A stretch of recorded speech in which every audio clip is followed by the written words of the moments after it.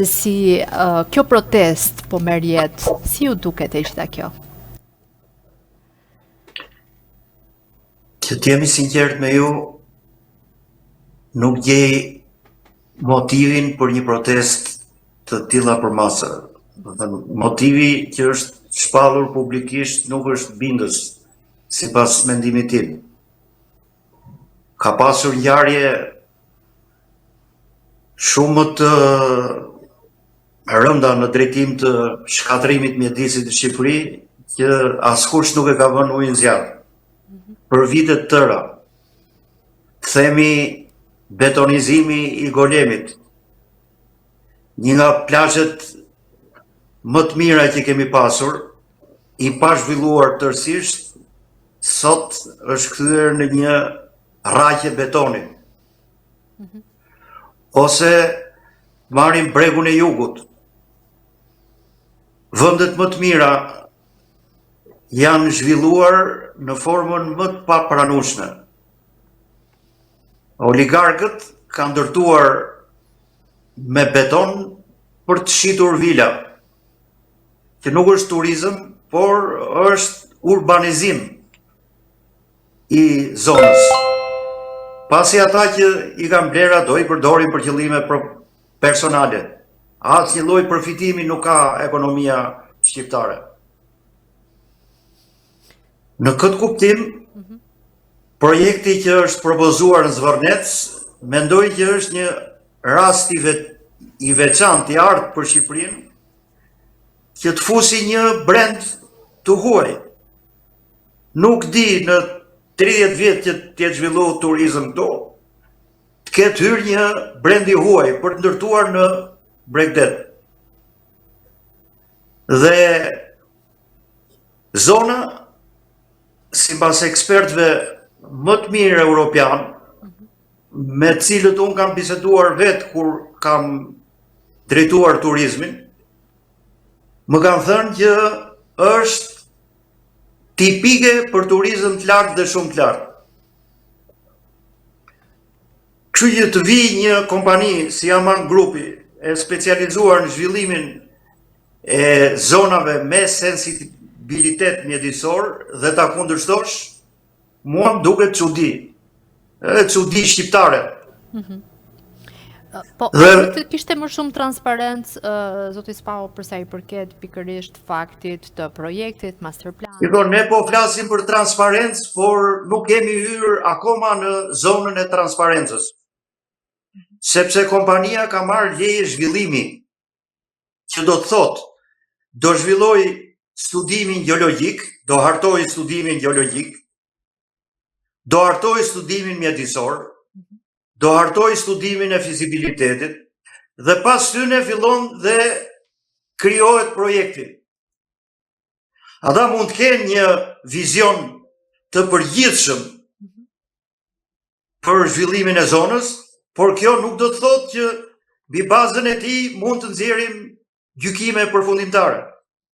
Dhe të mos harrojmë që këto studime, sidomos projekti, për një sipërfaqe nga sa kam dëgjuar rreth 500 hektar, do miliona e miliona, për të mos thënë qindra miliona euro për të hartuar vetëm projektin. Me 10 arkitekt do punojnë për të, edhe studio. Dhe nuk i hedh këto para asnjë kompani kot, pa pasur garanti që do ta zhvillojë projektin. Kështu që duhet jemi serioz në ato që themi dhe kërkojmë. Se këto janë praktika ndërkombëtare. Nuk mund t'i thuash se ti hidh 100 milion euro për të hartuar projektin dhe nesër t'i thuash që jo, do të vi dikush tjetër. Vetëm toka i ka kushtuar 195 milion euro. E çfarë kërkojmë ne pastaj? E kuptoj. Transparenca do të fillojë kur të hartohet projekti. Hap pas hapi i bëhet ditur opinionit vendor edhe opinionit kombëtar. Se si do zhvillohet edhe si do financohet. Se ka edhe problemin e financimit. Se këto nuk janë para që nxirren nga xhepi. se janë para që merren nga bankat me kredi.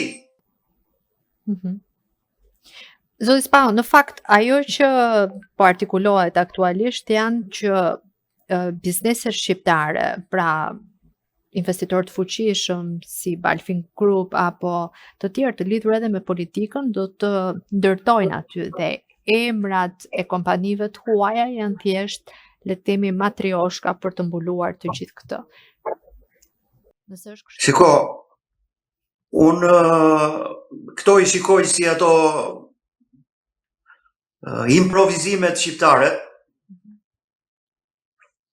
dhe ne nuk dim se nuk e njohim si funksionon ky mekanizëm. Investitorët mblidhen bashk dhe parat, a janë nga Arabia, a janë nga Amerika, a janë nga Shqipëria, pak rëndësi ka. Parat nuk kanë as ngjyrë as erë. Ajo që garanton jetë gjatësinë e investimit është projekti dhe kompania menaxhuese. Kompania menaxhuese është Aman Grupi. Kur të përfundoj viti i parë i shfrytëzimit, mban pjesën e vet fitimit sipas marrëveshjeve dhe pjesën tjetër ja shpërndan investitorëve në varësi të pjesës që kanë në investim. Kështu që se ka investitor shqiptar, s'ka asgjë të keqe. E keqja është kur investitorët shqiptar ndërtojnë vila dhe i shesin, siç kanë bërë në jug të Shqipërisë. Po ka një dyshim që edhe këtu do të krijohen 1600 vila, 5900 apartamente, të paktën detajet e master planit që ne i disponojmë. Po do të jetë i gjithë rezorti, se me se do jetë rezorti.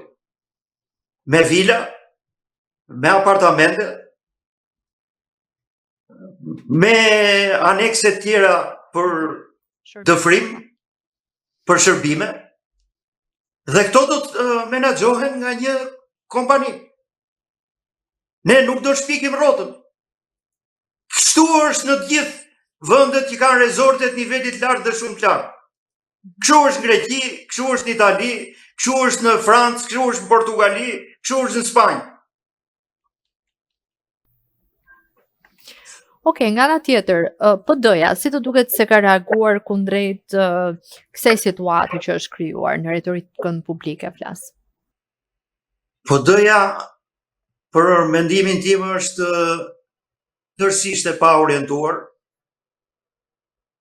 Dëshirë ka që Edi Rama të largohet, pra që edhe të marrin protest, marrin pjesë, dhe nuk habiten që një pjesë e mirë aty janë ndjekës Partisë Demokratike.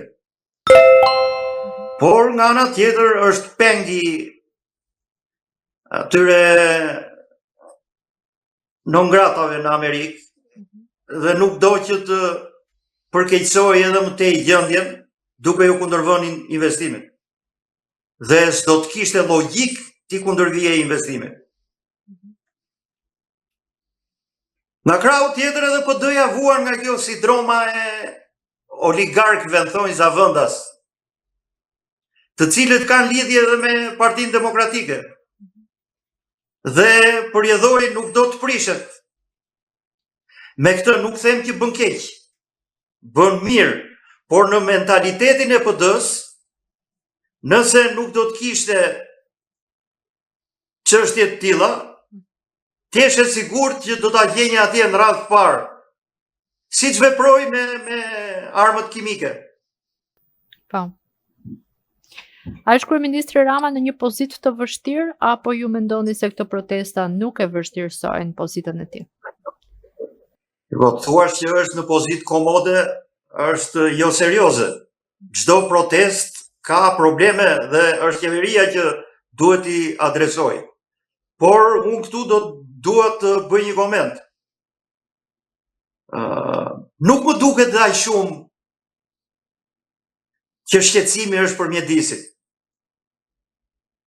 Unë shoh një Mendoni dhe ju që koalicion është një ndërkombëtar. protestë e blerë nga forcat e huaja, nga shtetet e fuqishme? I besoni Pa kësaj diskutim, teorie? për mendimin tim, ka një heterogenitet forcash, cilat kanë interesa, dhe janë mbledhur së bashku. Fqinjet të cilët e shohin rezortin si një konkurrencë për industrinë e tyre të turizmit, anarkist, fundamentalist, ambientalist, LGBT, Sorosian, patriot në thonjza, së bashku me armiq tradicional të Shqipërisë, janë mbledhur dhe objektiv kryesor nuk është zvërneci. Objektivi kryesor është integrimi europian. Këta duan të krijojnë destabilitet politik në Shqipëri, në një moment ku për hir të geopolitikës në radhë parë, por edhe punës që mos jemi nihilist, që ka bërë Edi Rama kryesisht me lidhjet private, që ka me drejtuesit më të ndryshëm të Bashkimit Evropian. Pra, kemi arritur në fazën që ne o hyjmë Bashkimin Evropian këto 3 vjet, ose kemi për të hyrë më. Se geopolitika do të ndryshojë. Nuk do të ketë gjithë jetën luftë në Ukrainë. U bëm 5 vite luftë më shumë se lufta e dytë botërore. Dhe një ditë do të mbarojë dhe interesi për të hapur drejt Ballkanit Perëndimor do të bjerë. Edhe do të zgjaten pastaj, do bëhet si pëlhura e Penelopës, procesi i integrimit të Ballkanit Perëndimor në Bashkimin Evropian. Sikurse edhe ka ndodhur të 30 vjet. Ne humbëm një herë anijen tonë në 97-ën. Me marrëzit që bëm në atë kohë. Tani po përpiqemi në një formë tjetër, jo duke sulmuar depot e armëve, po duke krijuar destabilitet politik. Destabiliteti politik do të thotë të pushojnë të gjitha përpjekjet për të plotësuar kushtet që Bashkimi Evropian na ka vënë për të mbyllur negociatën. E do të kalohen afatet, e do të tejkalohen, edhe kështu Shqipëria kur ta shoh me dylbi derën e Bashkimit Evropian. Prandaj edhe ne si qytetar duhet jemi të përgjegjshëm. Qeveria ndrohet me votime. Sa koja keni dhënë të vot edhe në mënyrë masive, duhet ta lini të qeverisë. A ka probleme këtu? Pa fund ka probleme. Dhe duhet kishte ikur Edi Rama. Po s'ka opozit që t'jetë alternativë. E përjedhoj jemi të detyruar që të ngelemi me këtë qeveri që kanë zgjedhur qytetarët. Duket sikur PS dhe PD janë në një rezonancë të vazhdueshme. Kjo edhe për faktin se leje të ndryshme ndërtimi në pikat më kryesore dhe tradicionale të Tiranës, sikurse Pallati i Kongreseve apo sheshi pranë Nën Kaçeve, janë dhënë pikërisht miqve të djalit të kryetarit të PD-s, edhe të risjedhur tani më të zëllit Berisha. Si u ngjet e gjithë kjo? Në raste të tilla ka plot. Janë evidentuar nga media. Por nuk shoh që protesta të jetë për këto. Protesta është për zvërnecën, për një investim serioz që duhet kryer. Ju thash që Shqipëria ka shumë probleme. Por nuk ngrihet njeri për këto. Për pensionet e ulta, për rritjen e çmimeve, për degradimin e arsimit, për degradimin e shëndetësisë, por ngrihen për çështjen e pronave në Zvërnec. Po pronat në Zvërnec mund të zgjidhen nëpërmjet gjykatave. Aty janë 2 grupe pronarësh nga një fshat i vogël, të cilët kanë kontradikta, probleme njëri me tjetrin. Se e kujt është prona? Të shkojnë në gjykat, të ushtrohet presion ndaj gjykatës që t'japi verdiktin. Po ç'pun ka investitori me këtë? Kur ka paguar 195 milion euro për të blerë tokën?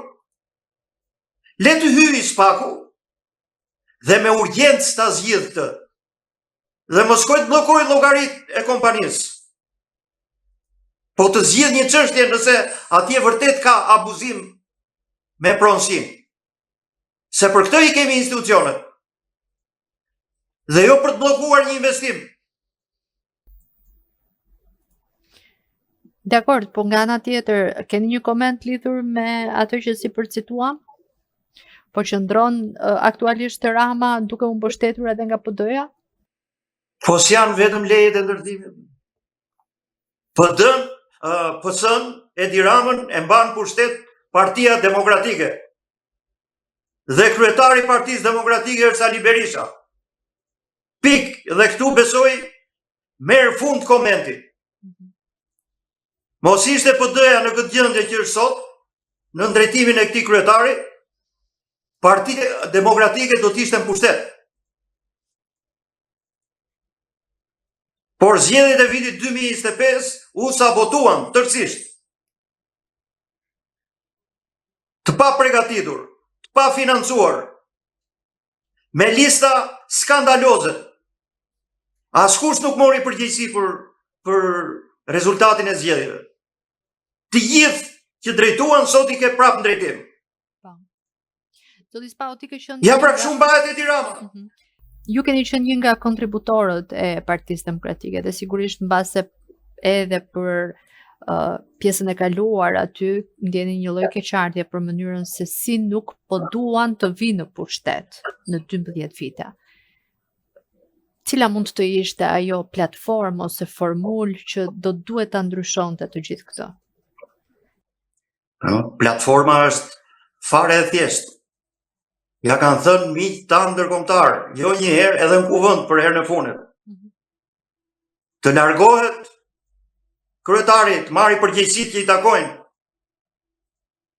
Të rinovohet ekipi drejtues. Të vinë njerëz të rinj. Këta që drejtuan nuk kanë dhënë rezultat. Nuk dhe rezultat, duhet largohesh. Duhet kenë një program që të adresoj disa nga problemet themelore që kanë shqiptarët.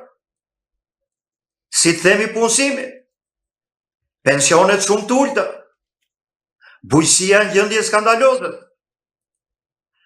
përmirësimi i nivelit të higjienës dhe pastërtisë në qytete, veçanërisht në Tiranë, që është në gjendje për t'u lemerisur. Të përmirësoj marrëdhëniet me komunitetin ndërkombëtar. Partia Demokratike është e ngrirë nga institucionet ndërkombëtare. Nuk po flas këtu për formalitete, jemi antar në PPE edhe tek ajo organizata ndërkombëtare e të djathtës në nivel botror. Këto janë antarësime formale. Raportet me Bashkimin Evropian, si i ke? Me të djathtën europiane, kush po vjen dhe po takon drejtuesit e Partisë Demokratike? Asnjë. Me përjashtim ndonjë deputeti gjerman, që më shumë vjen në rrugë private sa në rrugë institucionale. Ja, këto janë ato gjërat që duhet bëj PD-ja që të ngjall besim në publik. Sepse e keni parë ku ka ta ndisur me protestat që organizon. Me i grusht njerëzish. E drejtë. Ju falenderoj shumë zoti Spau. Faleminderit. Faleminderit juve.